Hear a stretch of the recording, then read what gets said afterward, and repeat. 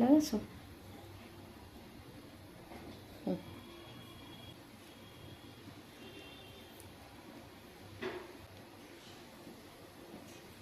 এটা দেখা ঠিক আছে।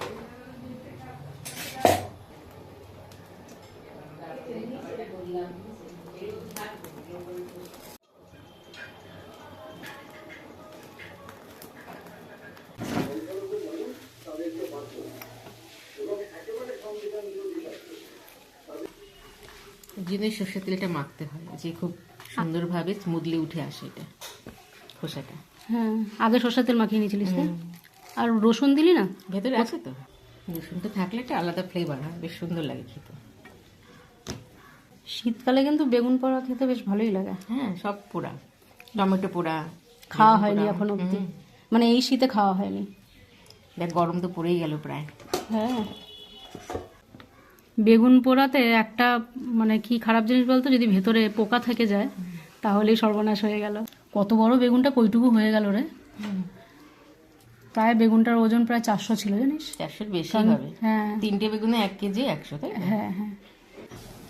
আমার বেগুনের সব থেকে প্রিয় আইটেম হলো বেগুন ভাজা, আর হলো তোর মাছের তেল দিয়ে যে বেগুন হয়, এই দুটো আইটেম হলো আমার মানে অল টাইম ফেভারিট। গরমকালে তো খাওয়া যায় না, শীতকালে সেদিনকে মা করলো, 2বার খাওয়া হয়ে গেল, কিন্তু ভিডিও করা হয়নি। এবার দেখ, এবার একে একে পেঁয়াজ দিয়ে দিলাম, ধনে পাতা কুচি। আহা হা, যেটা না দিলে সবকিছুই অসম্পূর্ণ। সত্যি কথা। হ্যাঁ, একটু এবার মেইন জিনিসটা হচ্ছে সর্ষের তেল।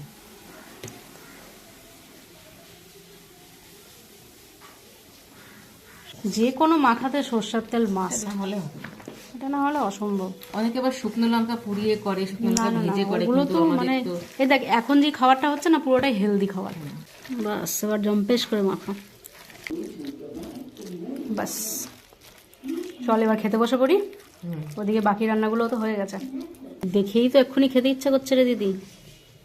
বাস, গরম গরম 1 থালা ভাত, তাতেই বেগুন পোড়া।